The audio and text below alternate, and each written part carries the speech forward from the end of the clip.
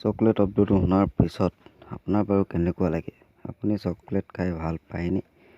আপোনাৰ উত্তৰ নিশ্চয় না নহ'ব, কিয়নো ভিন ভিন বয়সৰ প্ৰায় সকলো মানুহৰে চকলেট প্ৰিয়।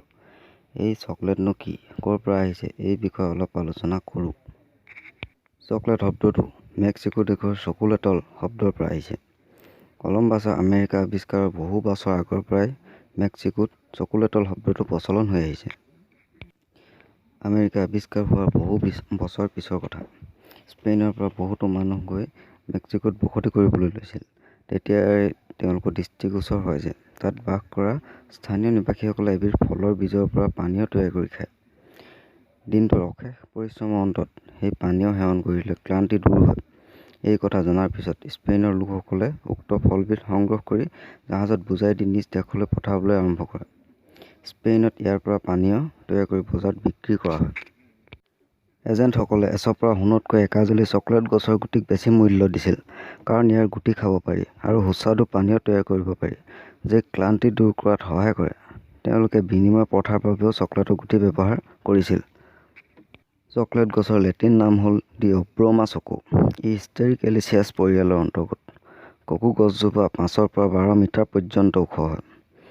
ফুলবোৰ গছৰ আগফালৰ পৰা কক্ষ মুকুল হিচাপে ফুলে যদিও গা গছৰ পৰাও পোনে পোনে ফুল ওলায়। এই ফুলৰ পৰাই ফল হয়। গছবিলাক সাধাৰণতে 5-6 বছৰলৈকে জীয়াই থাকে। এই ফলবিলাক 15 পৰা 25 চেণ্টিমিটাৰ মান দীঘল হয়। প্ৰত্যেক ফলৰে ভিতৰত 16 পৰা 52টালৈকে গুটি থাকে। কেঁচা অৱস্থাত এটা ককো ফলৰ ওজন 500 গ্ৰাম পৰ্যন্ত হয়। অৱশ্যে শুকালে ইয়াৰ ওজন 100 গ্ৰাম মানলৈ হ্ৰাস পায়।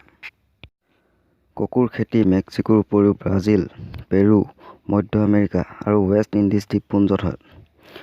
তদুপৰি Africa, Ghana, Nigeria, New Guinea, Sri Lanka আদি ঠাইতো ককোৰ খেতি কৰা হয়। ইংৰাজীসকলে 1700 চনত উতলা গাখীৰ মিহলাই চকলেটৰ সোৱাদ আৰু কিছু জুতি লগা কৰি তোলে। ইংলেণ্ডত 1700 চনত প্ৰথম চকলেটৰ কাৰখানা প্ৰতিষ্ঠা কৰা হয়। তদুপৰি 1774 চনত পেৰিছত চকোলেচিয়েৰ ৰয়েল নামৰ ব্যক্তি আৰু জাৰ্মানীত ষ্টিনহাণ্ট নামৰ এজন ব্যক্তিয়ে 1754 চনত চকলেটৰ কাৰখানা খোলে। আকৌ বহুতৰ মতে 1819 চনত ইংলেণ্ডত চকলেট লজেঞ্চ হিচাপে প্ৰস্তুতি কৰে, তাকে ক্লান্তি দূৰ কৰা ঔষধ হিচাপে ব্যৱহাৰ কৰিছিল।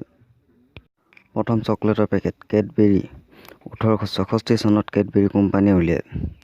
চকলেটৰ বহুত খাদ্য গুণাগুণ আছে।